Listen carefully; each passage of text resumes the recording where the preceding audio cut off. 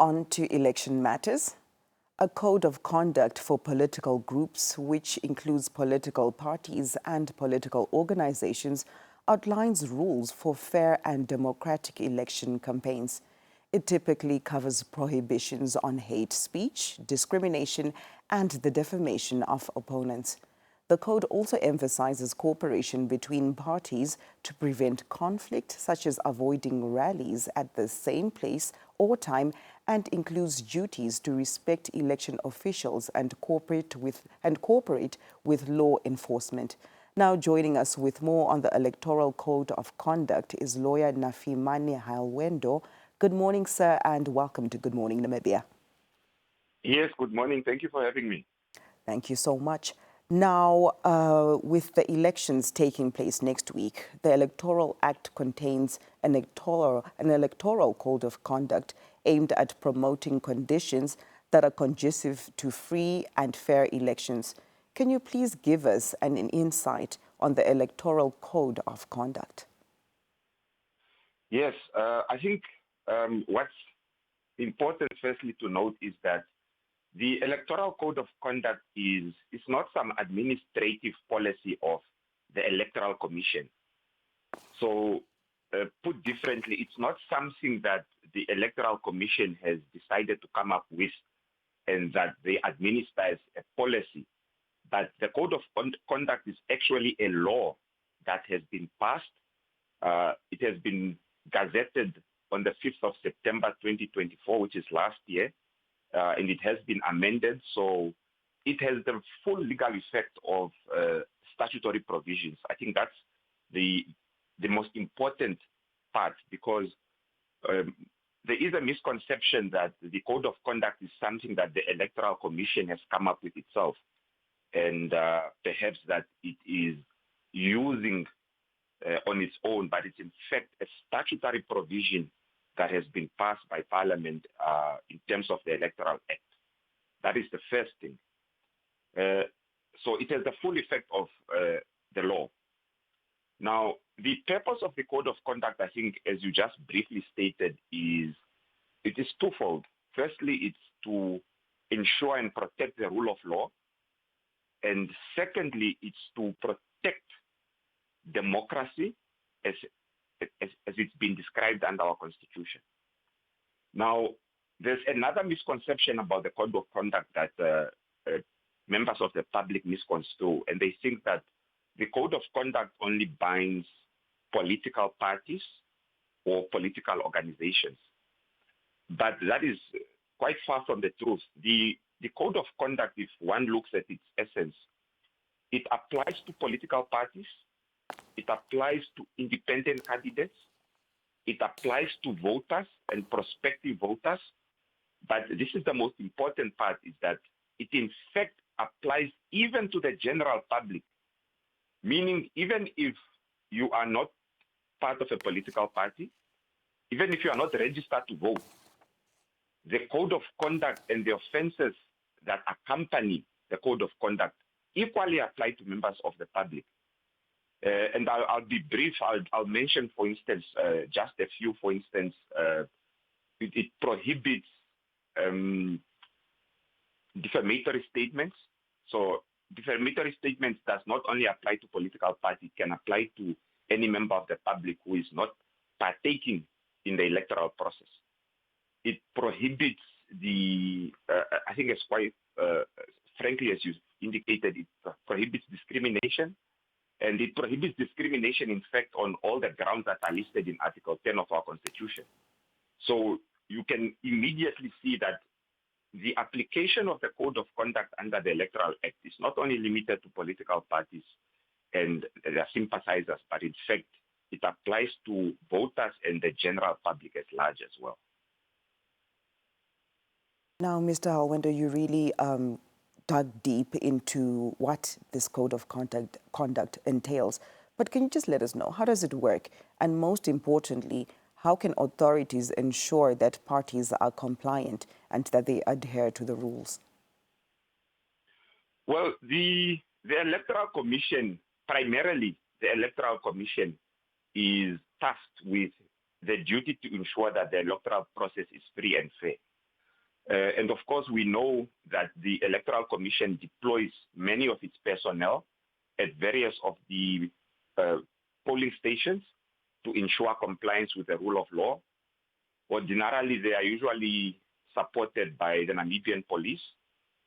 But I think what is important to highlight here is that Section 11 of the Code of Conduct gives every member of the public the right to approach the Namibian police and to report any conduct which is not in compliance with the Code of Conduct, and in fact to report any conduct which goes against the Electoral Act.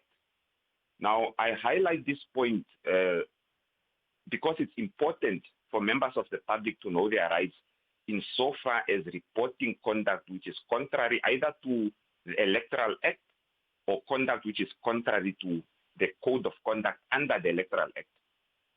Meaning, one does not have to wait for the Electoral Commission to take action. So one of the offenses, for instance, under the Code of Conduct, which is prohibited, is, for instance, bribery or interfering with the electoral process or trying to dissuade someone from taking part in the electoral process. Now, because of the volumes of people who come out to vote, one can appreciate that the Electoral Commission will not always be in a position to know when offenses are being committed under the, or are being committed against what is in the Code of Conduct. So each member of the public has a duty, and that's why I make reference to Section 11, which empowers you as a member of the public to report any prohibited action directly to the Namibian police. So one does not have to wait for the Electoral Commission to take action. But of course, as the governing body, which is responsible to ensure a free and fair election in Namibia, they have the primary duty, but we as citizens have a secondary duty to assist them in reporting any action which is against the principles set out in the Code of Conduct. Now, Mr. Alwendo, you've given us examples of what kind of conduct is prohibited. But let's just move on a little bit to consequences. What can happen in the instance of a breach of a political party's code of conduct? Can you give us also and outline the penalties? Yes, so the penalties for breach, either by a political party or as are indicated by voters or members of the public, is regulated under Section 173 of the Electoral Act. So remember, as I've indicated, the Code of Conduct serves as a guideline. So it sets out general principles and it guides members of the public and political parties on what to do and what not to do.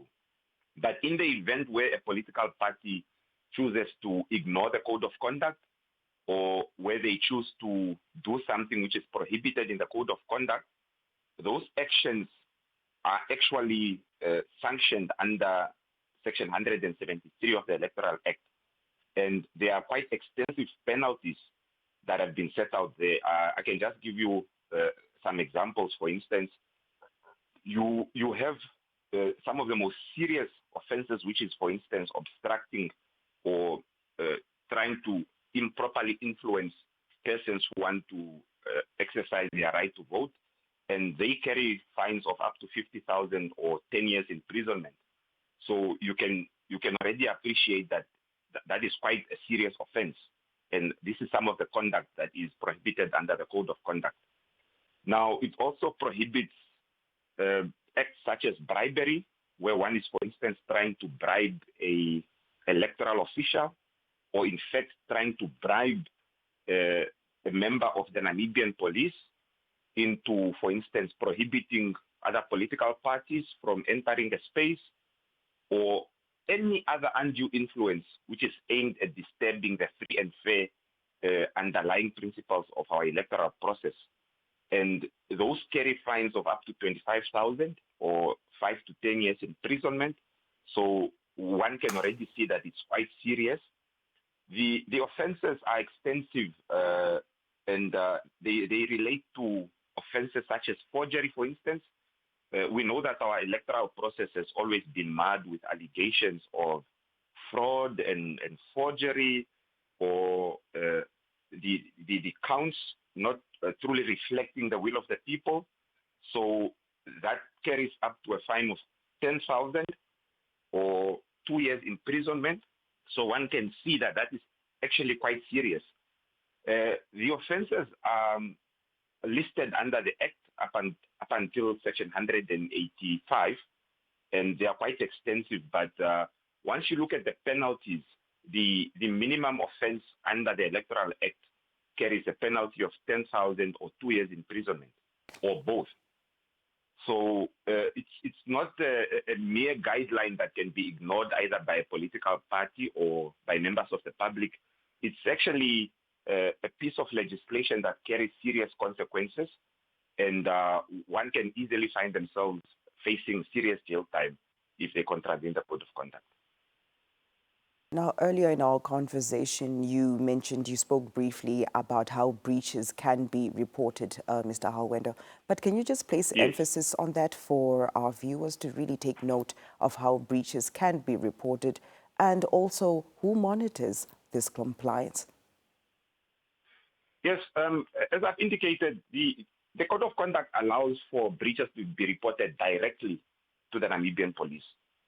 But I think it's important here to highlight the fact that because the Electoral Commission is tasked with the duty to ensure free and fair elections, it really rests on them to ensure that they put mechanisms in place, either on their website or through their officials, where members of the public can feel free to report any such breaches directly to the Electoral Commission, because many members of the public are actually not aware on what is prohibited conduct and what is permissible conduct. So through that process, I think the Electoral Commission is the right governing body to make sure that they put measures in place where the public feels comfortable and can do so on an anonymous basis, and they can do so freely and fairly without fear that if certain breaches or if certain actions of political parties are reported, that voters may be intimidated as a result thereof. So I think that duty rests on the Electoral Commission. But as I've indicated, the law does make provision that a person can report any prohibited acts directly with the Namibian police. They don't necessarily have to go through the Electoral Commission. Now, as we conclude, any final remarks, any parting words to members of the public, political parties alike, Mr. Halwender?